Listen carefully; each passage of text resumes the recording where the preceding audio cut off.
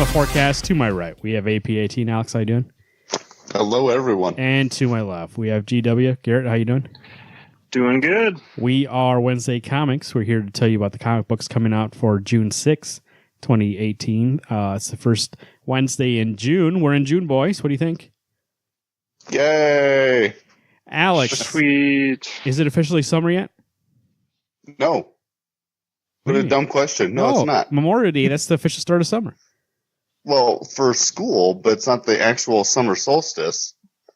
All right, Weatherman. Hold on a second here. Summer hasn't started. Let me tell you something I do know. I told you about the comic books coming out this week, and we're going to start with Image Comics. Going to start first. Black Science number 36. This is Rick Remender and Matteo Scalera. Later Than You Think, Part 2. Grant and Sarah McKay take the first of what might be their last steps. The fate of everything rests on the cooperation of a shattered marriage. We were just talking about before the show. Me and Alex aren't caught up in this book, so I'm not sure how it's doing. You know what I figured, Alex? And maybe I'm not sure. You're probably in a different mindset than I am, but I know we're leading to the end. So I'm kind of hoping to stock up some and then read it, because I think Black Science works out better in chunks. And we haven't got them on a regular basis recently. So it's I'm not falling behind by holding back on a couple of issues. And then because this is when did the last one come out? It's been a while, hasn't it? It's just maybe a month and a half ago. I mean, it's not super long, but it had been a long time since we'd gotten this last issue, probably by at least 3, maybe 4 months. And what did they announce? What was going to be the last issue? I thought it was supposed to be 43. I thought it was what you and I had talked about, but that may be wrong, so don't quote me on it. The one thing with this book in general is they had started out so strong. Probably the first 20 issues were superb. Maybe 20 is too high. I think 23 is after McKay talks to that witch and loses his powerful brain. And that's when I thought it really kind of took a dip in quality. So I'm hoping this last arc or last couple arcs really solidifies the story into getting strong and nails that ending. That's my hope, at least. Here I see that the end is going to be issue 40. 40? Okay. So we'll see. Rick Remender says they hope to end around issue 40. But does that mean it's actually going to be over then? Or I guess that's what he says. So I don't know if when you say I hope it ends at 40, that doesn't leave me going, oh, there's a solid end in mind. It's like, oh, if we get to it, we get to it. If not, we'll keep going. Yeah, I guess that's what I kind of read too, is like them saying, oh, we have a story. We're not sure how much longer it's going to take, but could be till 40s. But we'll see how long it takes. Here we go. Death and Glory number 2. This is also Rick Remender and Ben Gal on the art there. We were at the first issue. We reviewed on the show. Is anybody else still picking this up? Is Gary, you still going to get this? Yeah, I'm still going to get it. I'll get it. I think there was enough in the first issue. I know you guys had some gripes in there with the whole interior monologue stuff, but that didn't really affect me that much. I think Bengal's art is crazy good, enough so that just that alone is going to propel me to get that second issue. I Solo number 3. This is Brendan Fletcher, Carter Kerschel, and Masak. Olin and Rook's paths diverge. One companion on a hidden road to discovery, and the other headed straight into the jaws of death. This series, I'm going to say, it's been pretty good, pretty great. We did read, though, that they're going to go on a break. What was it, after issue 4? Or after? I think so. After 4, there's no I Solo until next year. So it's the first arc, whatever the first arc is. So enjoy this book. You'll get a chance to catch up if you haven't got it. You'll get the trade, whatever's coming out. But I think I would recommend it if, it says here recommended for fans of Studio Ghibli and the works of Hayao Miyazaki, and I think I would agree with that. It has that kind of feel of this grand world, but also it doesn't seem too complicated. It seems something like you could share with your kid. There's nothing really that violent in here, so. I think it's a very simple story. The only thing with this book, though, is I think I'd enjoy it more in chunks. I will continue to get the issues, but it's one of those things that I read issue 1, it was good. Read issue 2, and it was like, oh, I want to know what's happening next. That I really would want to binge read this book. The waiting month to month kind of sucks. I mean, it's a good book. So nice. No, I know, and that's great, but it's one of those. it'd be more satisfactory to read it in a chunk instead of having to wait a month going, oh yeah, I got to wait another 2 weeks for this book to come out. Paper Girls, number 21, Brian K. Vaughan, Cliff Chang. New story arc, Can Someone Escape Fate? That's what Mac and her fellow newspaper delivery girls must discover as they break free from the year 2000 and travel into the distant future. Speaking about waiting for a while, Alex, Paper Girls, where are we with Paper Girls? This is the new arc, so we were on a break. What do you think? You know, it's one of those books that I get excited when it's coming out, but I also am not excited because I never actually know what I'm reading. Like, the art looks amazing. This is probably one of the most beautiful books I've seen in a long time. It's not overly realistic, but it's just that Cliff Chang art is amazing. But I don't know what Brian K. Vaughan is going for as a story, because I'm still kind of in my own little world trying to figure it out. So I'm excited to get this book, but I still have no idea what I'm reading. I completely agree. I see the issue. I'm just like, sometimes I just ask, why am I still getting this? Even though, like, obviously that art's amazing, and there are some bits within the story that I do enjoy. But when I just start to feel like I'm gaining understanding what the story's actually going, it does a complete 180, and I'm like, oh, okay, sure, there's this thing now. So I don't know what his goal is with this story. You don't find enough issue per issue to keep enjoying it, though, Garrett? I think obviously I feel like this is made for trade. Like, I don't think, obviously, issue to issue, Alex doesn't know what's going on. I don't know what's going on. I don't know if you know what's going on, Marvin. I don't know. I think a part of it is that so many question marks. It should be called question mark. Well, the thing is with this series, and I think I know enough to enjoy the character moments and everything like that. I don't think you're supposed to know exactly what is going on. You know, Brian K. Vaughan wrote on Lost for a long time, and on Lost there's a lot of stuff that you're like, you for a while have to embrace and have patience with what's going on and be like, I'm not sure what's going on, but I like these characters enough to stay here and enjoy in episode per episode. And then eventually, I mean, there's some things they never answered, and there's some things they did answer. So I think you have to decide whether or not you like the characters enough to stick along with the story, or if you're going to be like, I'm not sure I don't care enough about the mysteries because I don't care about the people. Well, I'm just waiting for that payoff, and it's been like 15 issues, 16 issues of like, what the fuck? I think I'm just waiting for the four girls to finally come together and not one of them get lost and then spend 3 issues looking for their friend. I'm waiting for them to finally get the upper hand and either fight back against whatever bad guy there is in this arc. Because every time they get somewhere, they end up losing their friend. Yeah. Then they all spend so much time looking for him. They finally find him. They find this bad guy, but nothing ever gets resolved. They get sucked into another realm or another timeline or what have you. That I want there to be one solid, concrete thing for them to find, other than the 4 of them. I like the characters. I think all 4 of these girls are really good. I do agree really with strong. that. I think what Alex is saying is true, and I think it's what you're trying to say too, Garrett. There's no clear conflict, so you're not sure what they're fighting for or what they're actually trying to do.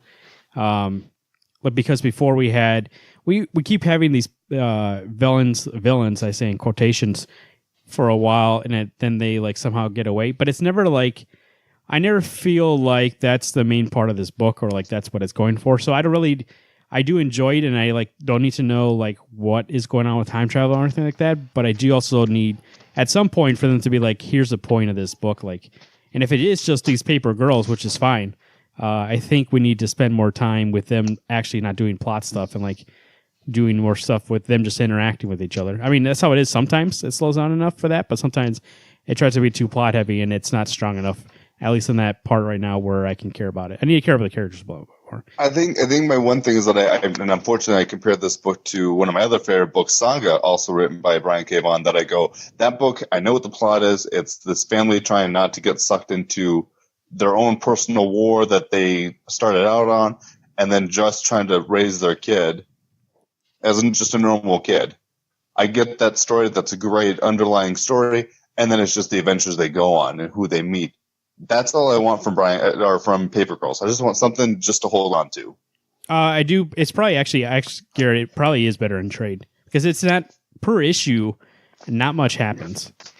But I think overall in the arc, there's enough for me in the arcs that I'm like, okay, I'll get the next one. But you really do have to have that kind of faith and patience to finish out the arc and be like, okay, I'm sure something will happen this arc.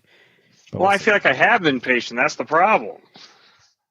Like, how much patience do I have to submit? I mean, we're 21 issues in at this point in time. Well, I guess that's what I'm trying to get at. It's like, if Garrett, you don't enjoy issue per issue anymore, I guess why you're still getting that. Like, it's because 21 of the issues. collector in me. I'm too far deep. That's what I'm saying. Alex is like, it's 21 issues. So at this point, you either know you like this or you don't like this. I don't know. That's the whole point of the story, though. You don't know. You don't know what's going on in the plot. We've just been talking about that. Hey, Garrett, what's going on in Walking Dead 180? This is Robert Kirkman and Charlie Allred. New World Order. This is conclusion.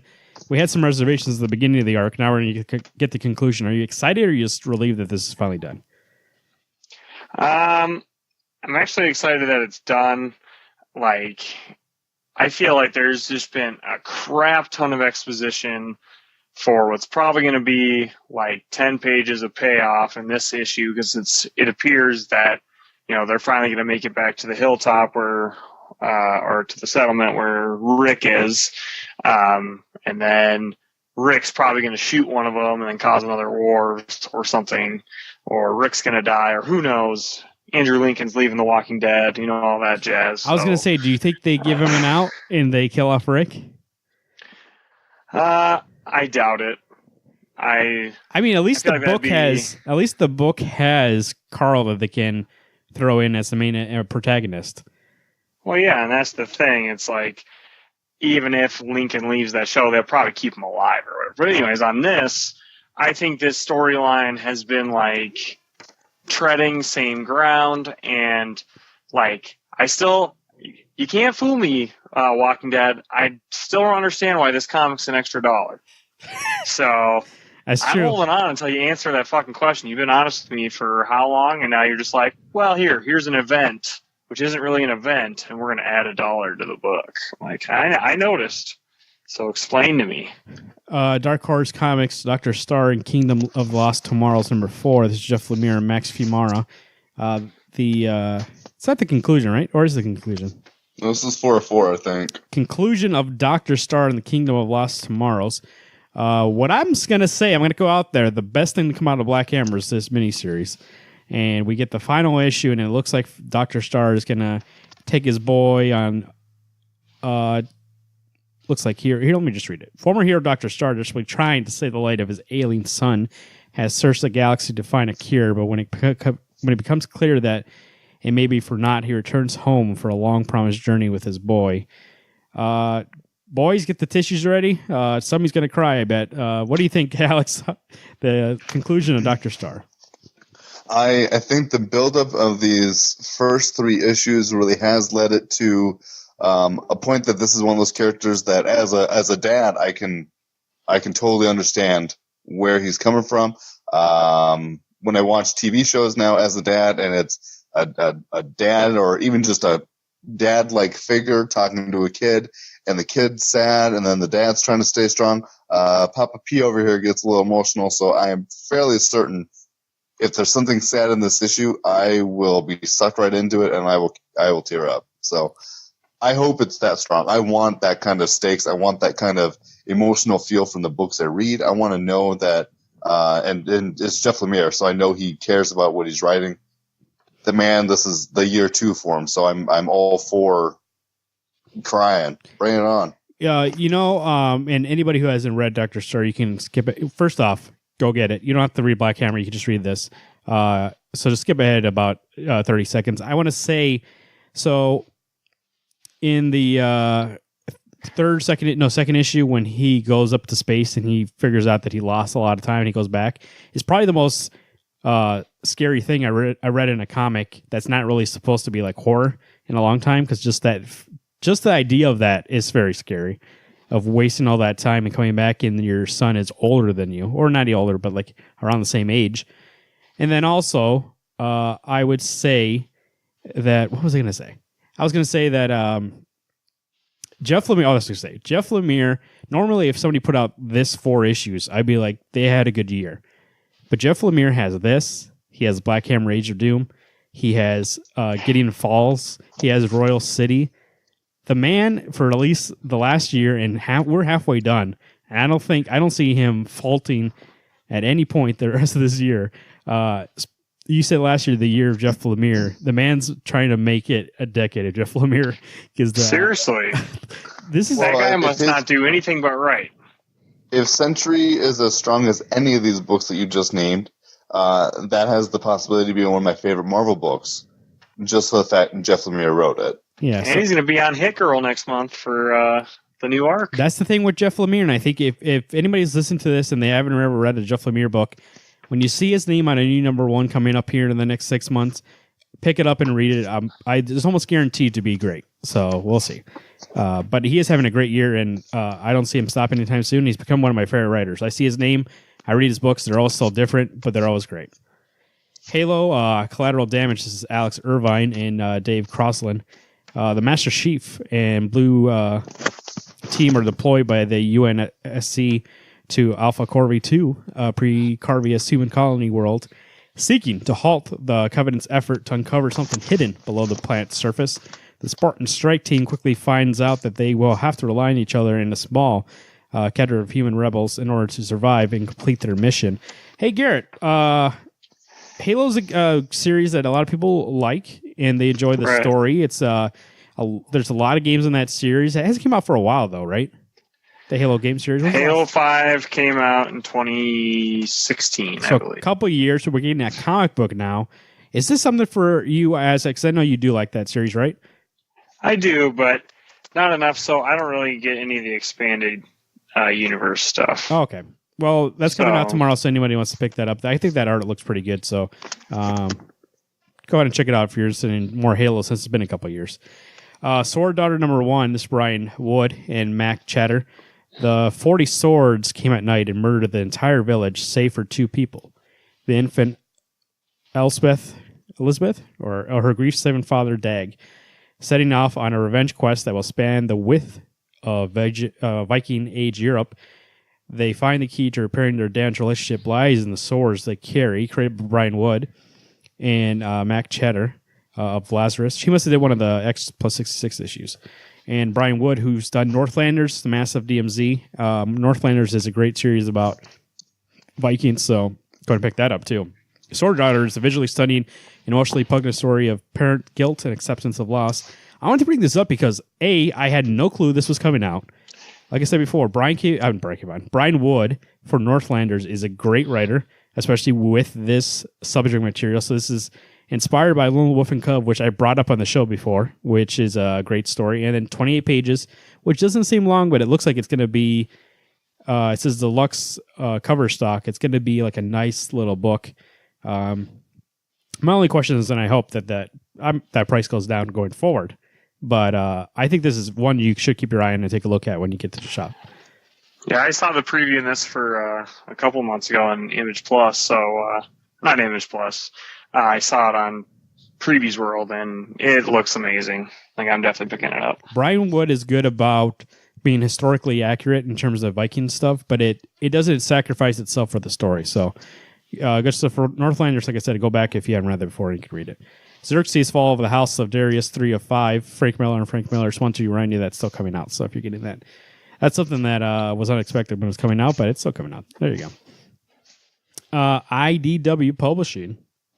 This is TMNT ongoing number 83.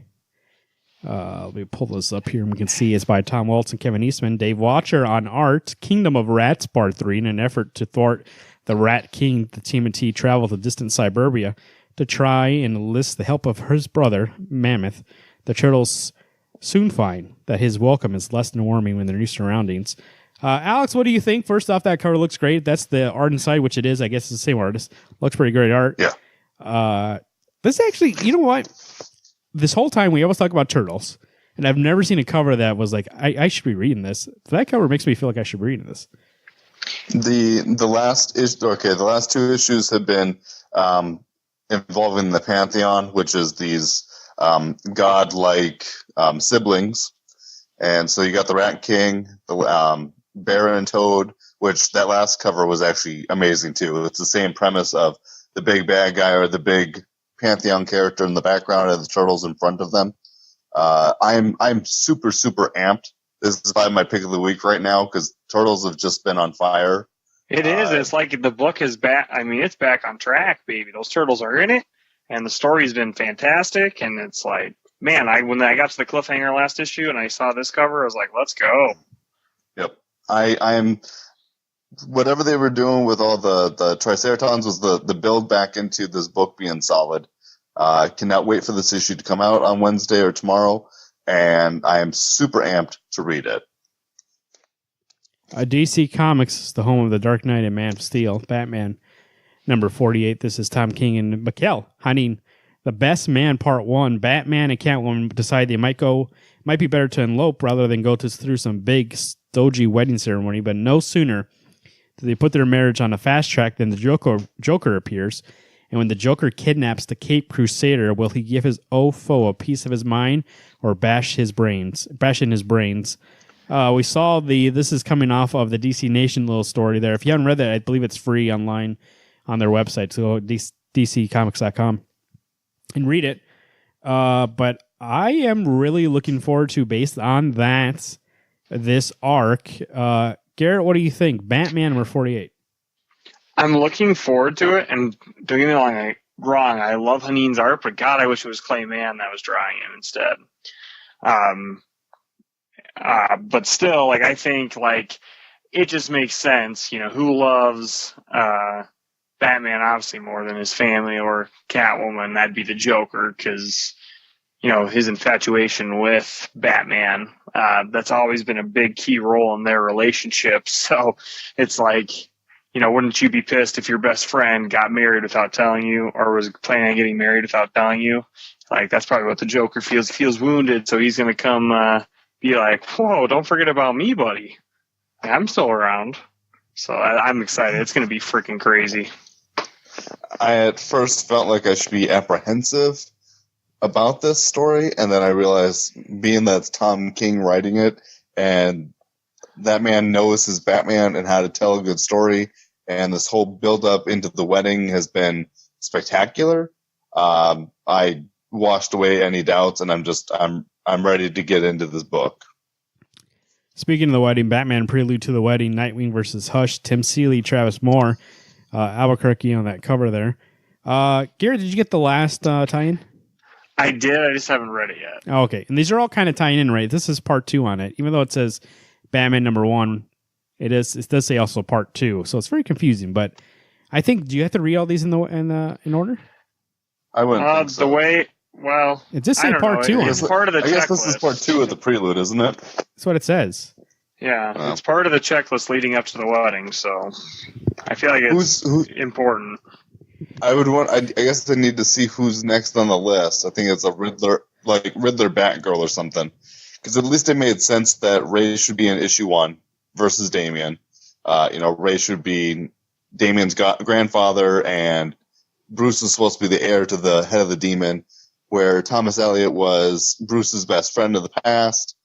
But Riddler didn't. I'm getting ahead of myself. I was just like, it makes me excited to see these characters that maybe would have a little say or a little more personal tie-in to Bruce. I'm hopeful for these books to be really good. All I'm saying is Batgirl's Oracle one, so she has to keep the mind guy out of the way. I suppose that makes sense too. Injustice 2, number 27, Tom Taylor, Daniel Sampry.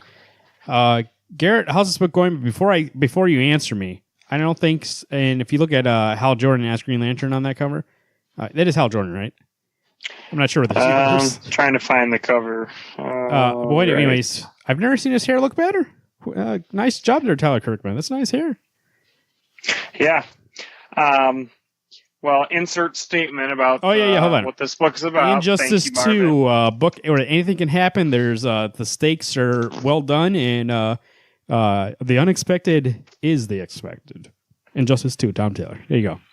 Thank you. Justice League number 1, Scott Snyder, Mark Morales, Jim Chung.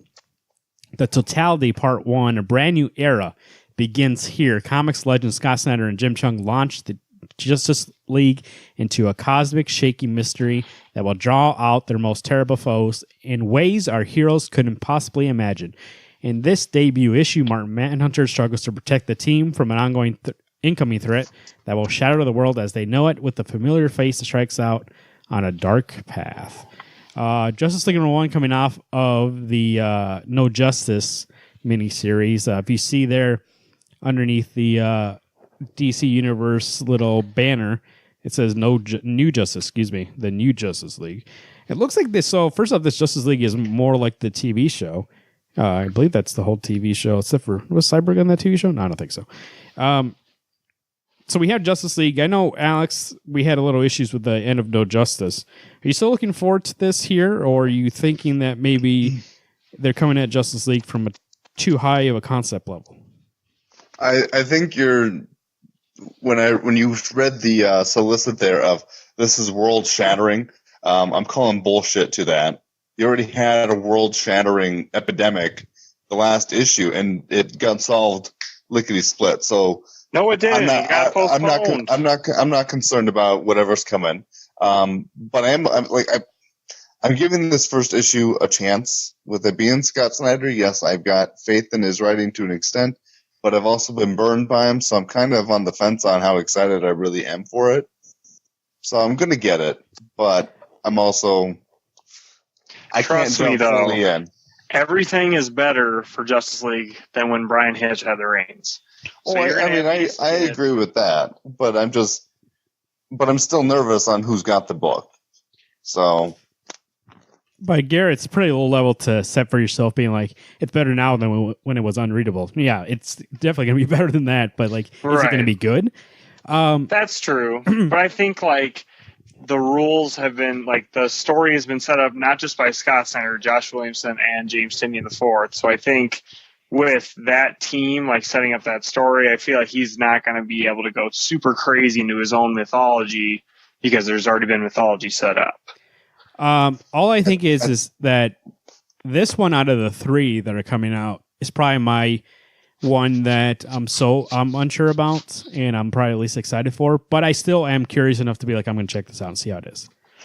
I think one of my biggest concerns is how much is Snyder going to rely on Batman. I mean, I love Batman, but if I'm getting a Justice League book, I want the Justice League. I don't want Batman and some of his friends. It's Martian Manhunter's team now.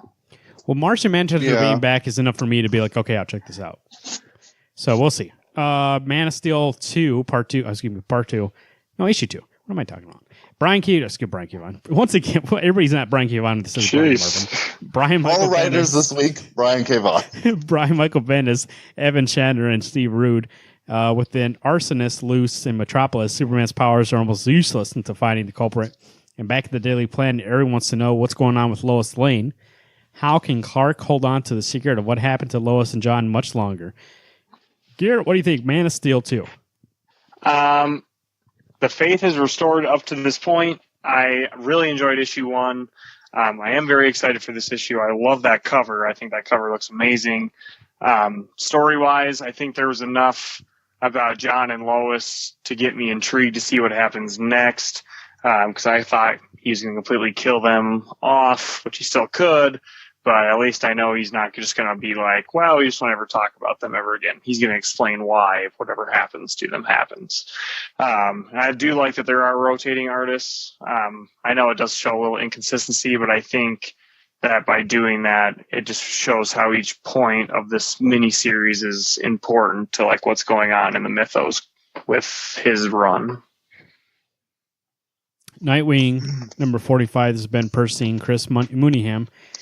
Nightwing investigates a string of murders that are at first seem disconnected, but when the signs start to point to the digital underworld, the mean streets of Bloodhaven begin to transform. So how does a hero like Dick Grayson use to his fist to solve problems, stop a villain he can't get his hands on, especially when Bloodhaven isn't the only thing compromised by a tech implant in this new smart city initiative? So is Nightwing's mind. Alex, you caught up with this? Yes. And what do you think? Nightwing number 45.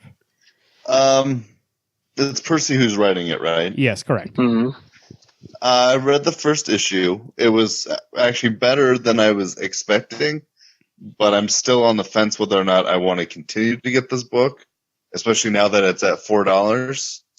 So I will most likely look through it and see if I think it's worth my time. Otherwise, I may be dropping this book. And it's not that I don't like it. It's just $1 extra is $1 extra, and I don't know if I really care enough to get a book that I'm not 100% sold on. So I'm interested, but I'm also... Nightwing's been $4 for a while. Has it really? Yeah. I think ever since Sam Humphries took on. No way. I think so. I thought it was still $3 while he was on, and maybe it did change over maybe in the last month or two, but I thought it was still... Anyway, it doesn't matter. It's $4 that I saw it, and maybe I don't want it. This storyline, though, I think is quite good for just being a Nightwing story. I think arcs in the past have relied on him, flashing back to when he was Robin and things like that. I think this will be a nice, fun story of him just being Nightwing. And that's not Nightwing and his amazing friends, not Nightwing flashing back on being Robin, but Nightwing just being Nightwing. And maybe if that's the case, if it's actually going to be Nightwing being Nightwing and not having flashback episodes with his best buddies and all of his homies and Grayson tiebacks, then I would be fine with that. But I also have seen how Nightwing's been written in the past. There's always something tying him back to what he used to be. And it's like, why can't we embrace what he is now? And that he is in Bloodhaven. Not everything revolves around Gotham. I want him to be Nightwing, and I want him to fight his own bad guys, too. I get tired of all these other rogues. To answer Alex's question, it went to $3.99 as of the last issue. Oh, with 44? Yeah. Oh, well. Unexpected number 1. This is Steve Orlando, Carney Nord, and Ryan Sook. In the aftermath of DC Knight's Metal, the DC universe has forever been changed as new heroes are called out of the shadows. Amid all this is Janet Falls, Firebrand. Once a paramedic dedicated to saving lives, she must now start a fight once every 24 hours to feed the conflict engine that replaced her heart. But Janet's heart isn't just a curse, it's a beacon, drawing out both the mysterious Neon the Unknown and the seductive, malevolent Bad Samaritan. One of them wants to cut out her heart, the other one wants to save it. But neither of them know the true danger hidden within that will kick off a superhero manhunt ranging from Vanguard to the deepest hearts of the dark multiverse. First off, whoever wrote this, complicated for no reason. But $2.99, unexpected. This is coming out of DC Metal, which now seems like it was 15 years ago. Is this exciting anybody to get into this? Gary, I know you were trying to get all these, right? No, I'm not getting this one. Oh, I thought you were going to try them all. No. Okay. Well, I don't think that's a new number 1 you're getting, but I don't think anyone's really going to try that one out. But Marvel Comics, here we go. Marvel Comics, the comic company, Disney forgot that they bought. Ant-Man and the Wasp number 1, this is Mark Waid and Javi Garan, a new series from Mark Waid and Javier. Yeah, I just said it. Oh, Javier. Okay, excuse me. They correct themselves.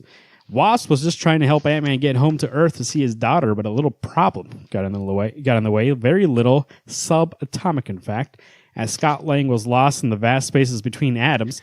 Now Nadia is his only hope of rescue, if only he could listen long enough for her to save them.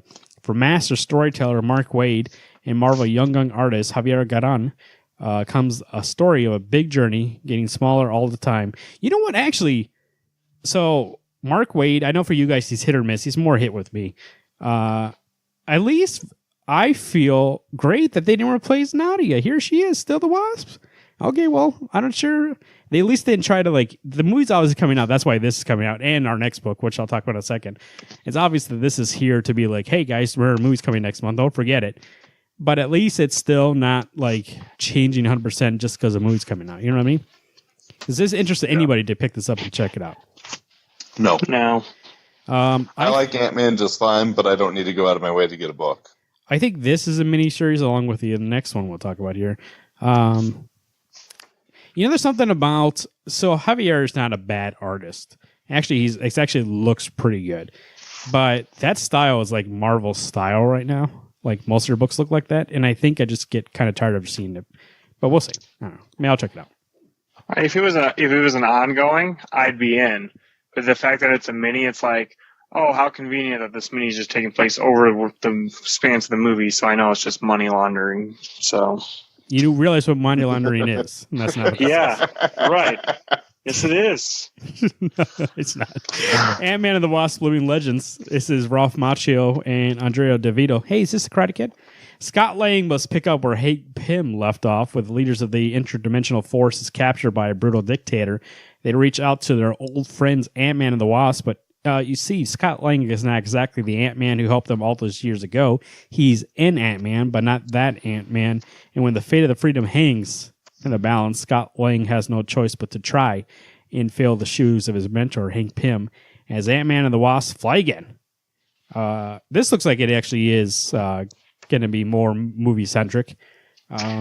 So pick up that up. This is actually a miniseries. Is it a miniseries? Yeah, it must be. Okay. There you go. Karate Kid. That's not actually the Karate Kid, if you believe me. Astonishing X-Men number 12 is Charles Soule and Gerardo Soldovo. The final showdown for A Man Called X. It's Xavier and Psylocke versus Proteus. Alex, you've been getting this whole time, and I know you keep up with every issue. So how's it going?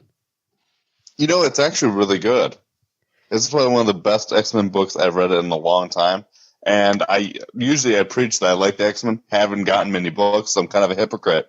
But I've been getting this book, and you know what? I've really enjoyed it. It's got good characters, good writing. It's one of those commodity challenge type things where every issue there's a new artist. So I'm excited for this book to end and to see where it leads me. Captain America 703, Mark Waid, Leonardo Romero, Alan Davis. Promised Land Part 3, Jack Rogers is a wanted man on a desperate search for a cure to his son's fatal disease, and once it's found, the legend will be reborn. Garrett, what do you think? Captain America 703. We haven't talked about it for a while in the actual show.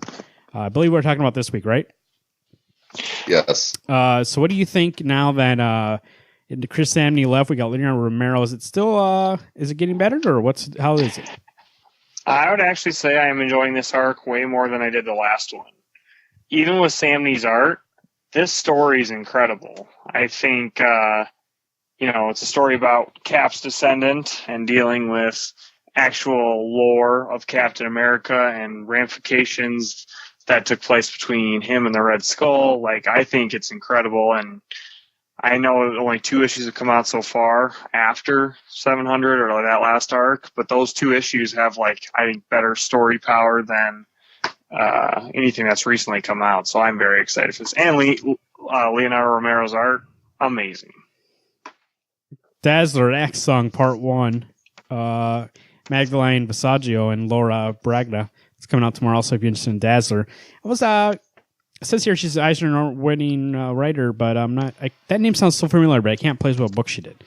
So, but I do recognize and think that when I see it, I'm like, oh yeah, she's a good writer, but I'm not sure what she wrote. Let's see here. Eternity Girl, that's what she was writing. Oh, that's right. Okay, so go ahead and check that out. She was writing. Oh, she's writing Shade the Changing Girl too. Also, that's where I know from.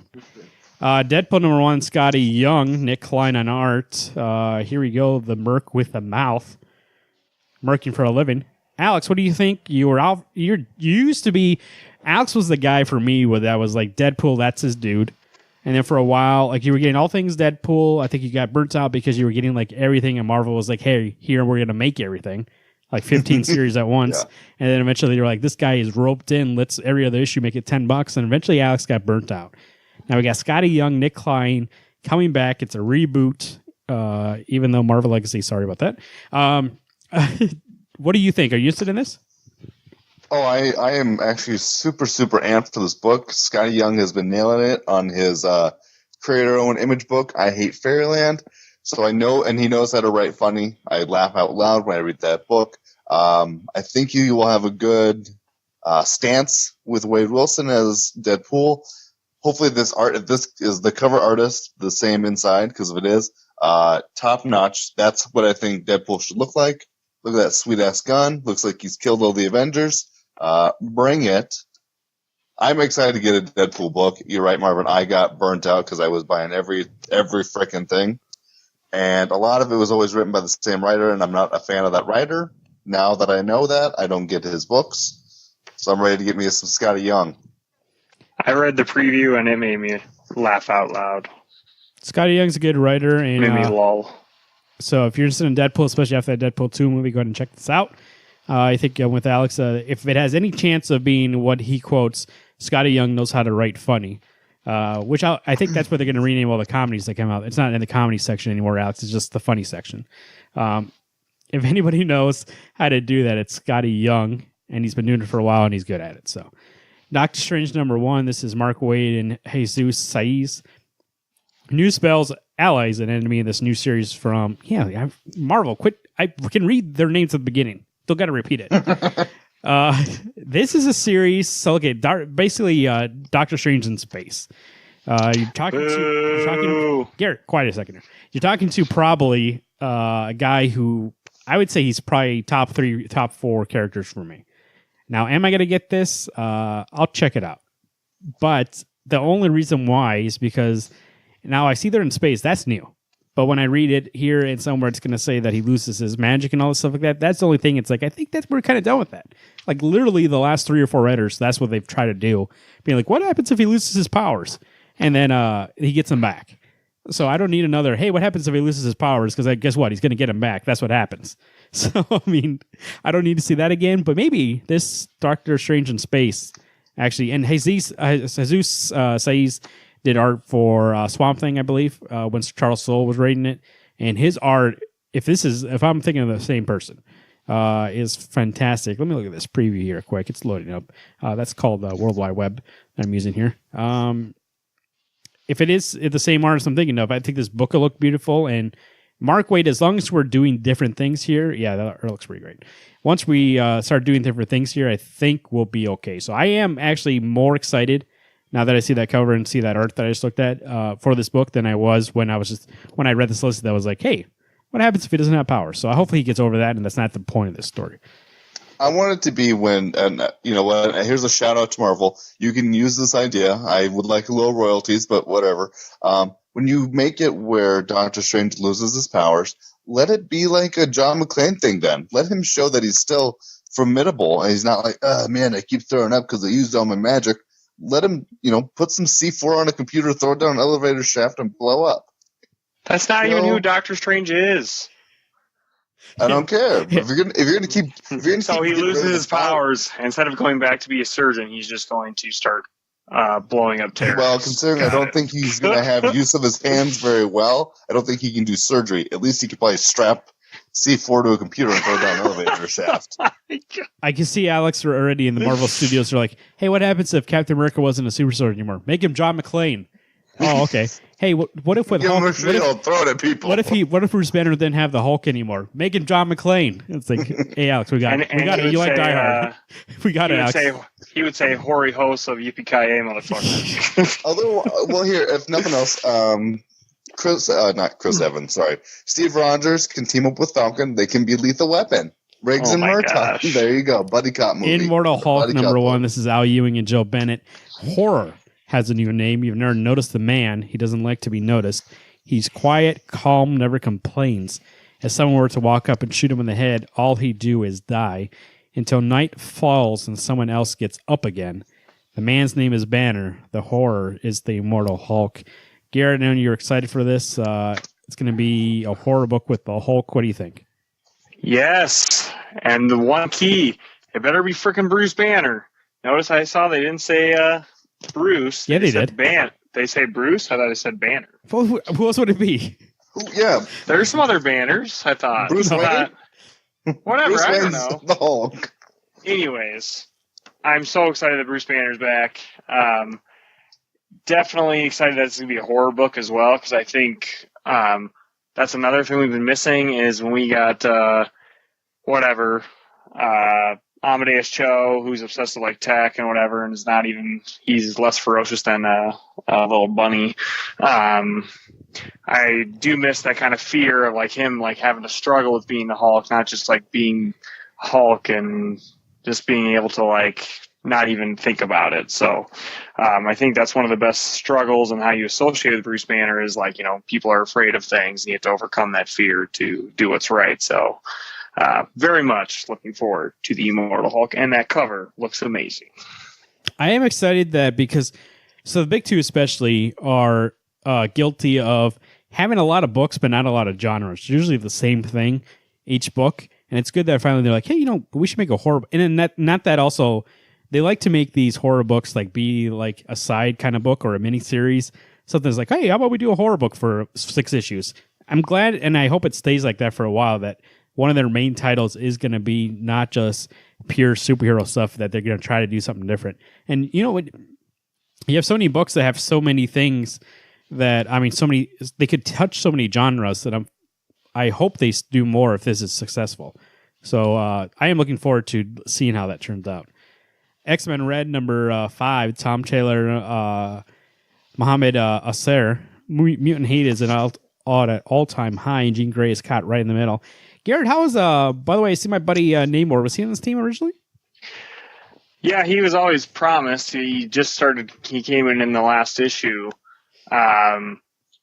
It's been really good. I mean, I got to give it to Tom Taylor. He writes these characters really great, and the annual did do exactly what I thought it was going to and kind of bridge that gap between Jean Grey coming back to life and then her starting this team. So I have been enjoying this book, and I have to counter Alex's statement. I think this is the best X-Men book that's come out in a long time. So,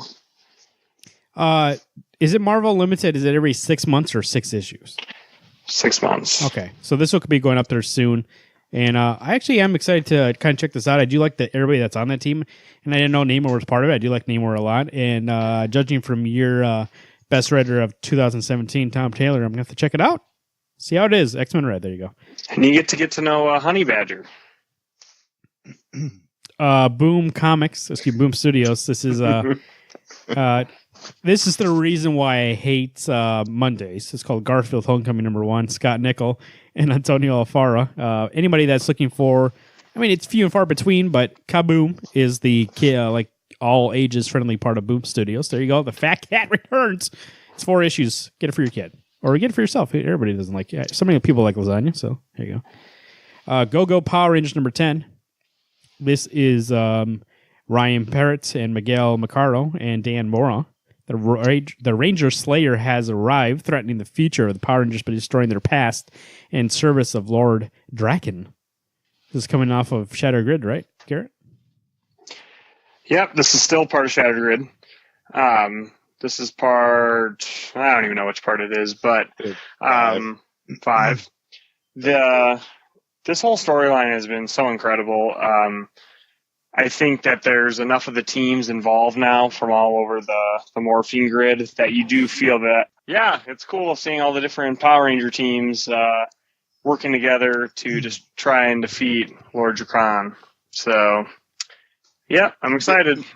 Guiltily, I'm behind on this issue. I mean, obviously behind on most books I own. I don't know what my deal is if I'm just not excited about Power Rangers or not. Because you say all these good things about the Shattered Grid, and it's like, oh yeah, there's been some strong points. And maybe it's just I'm behind, so I'm just like, oh, it can't be that good. Because you're right, those first 2 issues of Shattered Grid, 25 and 26, spectacular. So right. Hopefully Shattered Grid does stay strong, and I'm not getting, no offense, Garrett, biased from you. Right. Oh, it's so good, so nostalgia for you. Where I'm hoping it really is when I get into it going, wow, Garrett was right. This book was holy shit amazing. So the weakest issue was the annual. I wish they never came out with that because it literally doesn't have to do anything. It does have to do something with the story, but it just gives you a little taste, like every different world. And it's like, really, this is one of those, an annual right there needed to be a strong issue of look at all this other stuff. I'd rather see more Lord 80 Drakkon pages of the story, yeah. So that was kind of a cop-out, but... there's 2 books in the Upside Down I want to bring up just because I think they sound cool, and I'm not sure how they'll turn out, but it might be a good couple of first issues to try out. Redland Grant, Samra Huska on a book called The Baron #1, I think is how you say it. A U.S. Army Special Operations Commander, distraught after losing his entire unit to a superhuman attack, wages an absolute brutal one-man war on an eccentric billionaire and a former superhero that he believes is ultimately responsible. So basically, it's just a guy, his whole unit is destroyed by a superhuman, and he decides to get revenge on the people he thinks are responsible, and one of them is a superhero.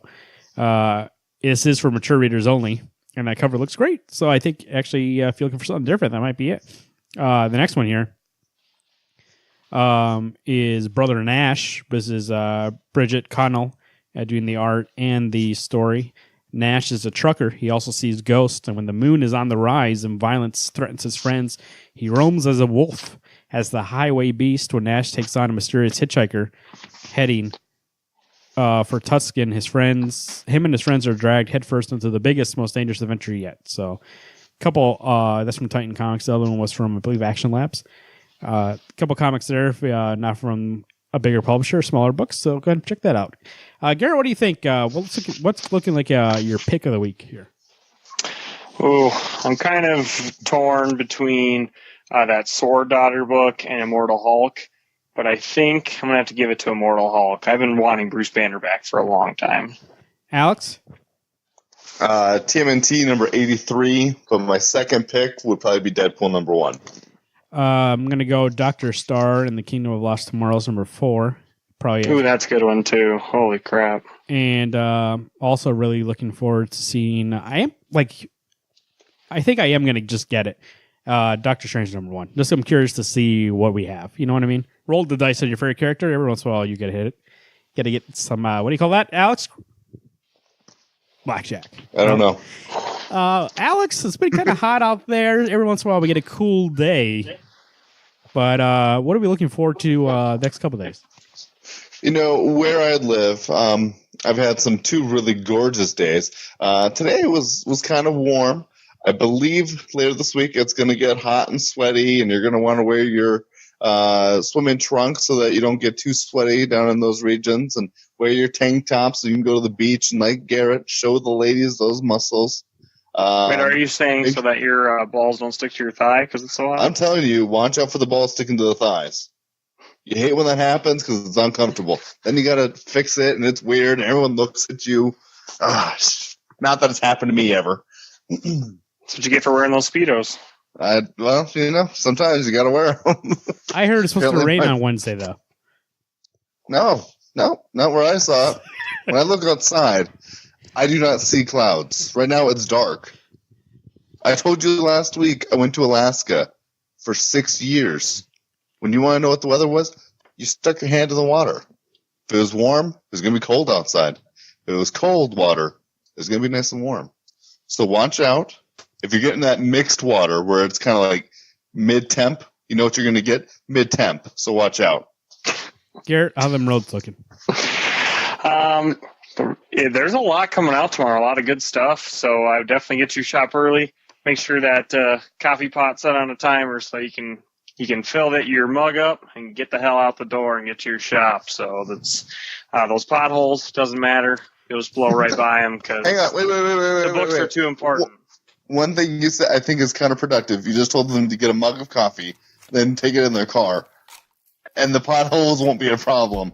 If they don't have a lid for that mug, they're going to spill hot coffee. So you're saying because I didn't say don't forget your lid for your mug that I'm saying watch out because I don't want you getting sued for someone going my coffee was hot and then I got burned. He's saying who drives without a covered mug? Well, I've never seen a covered mug in my life. It's called a thermos. Or a thermos. Am I making soup? No. Anyway, I just was pointing out something. The mug thing. You know what amazes me every time you bring that up, Garrett? I've never in my life, and maybe this is more to tell you about my character rather than to tell you about how strange this is. I've never preset the coffee pot the night before to wake me up. I always just wake up and turn it on. I mean, I know that feature exists, but I always think when I see that feature, I was like, who fucking has time for that? That's why you set the timer so that you just get to sleep more. You wake up and the coffee's already ready. So now I've thought about doing it, and it's just that by the time I remember to do it, it's like I'm already going to bed. I don't want to go do that stuff. Me too. You said it one time. Yeah, but I got to change out the coffee filter and then put the grain. You have to do that. You have to do that every time you make a cup, anyways. Well, I know I get that, but I'm just saying by the time I get to that point, I'm already like I'm sleepy. I'm going to bed. I'll just make it in the morning. Oh my god! Why wouldn't you just redo it right after the morning cup? Well, holy shit! I make a pot of coffee. There's 12 cups. I drink the whole damn thing. Well, you know what I heard, guys. So speaking of, Alex went to Alaska to figure out weather. I went down to a little place called Antarctica, and I figured out coffee, and I met an old man there. He was in this little bunker, outside there. Once in a while, you get to a point where you're white outs and you can't see anything. So I get caught up and I get into this bunker. There's an old man there. He taught me a lot of things here. That's how I know karate, and also jiu-jitsu. And he also taught me one thing that I would never forget. He said, in the morning when you wake up, that's Folgers in your cup. And I said, thank you, sir. And that's how I am the man I am today. And for Wednesday Comics, Fuck.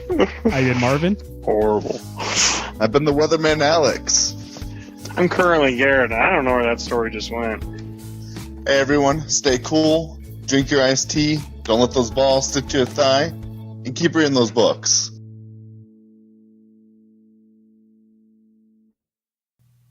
Their hero held him tight. I'll start Folgers to brew. Mountain grown aroma coming through. Folgers aroma roasted coffee made from mountain grown beans, richly roasted and finely ground for great waking up aroma. Oh, what that aroma can do, brighter day for me and you. The best part of waking up is Folgers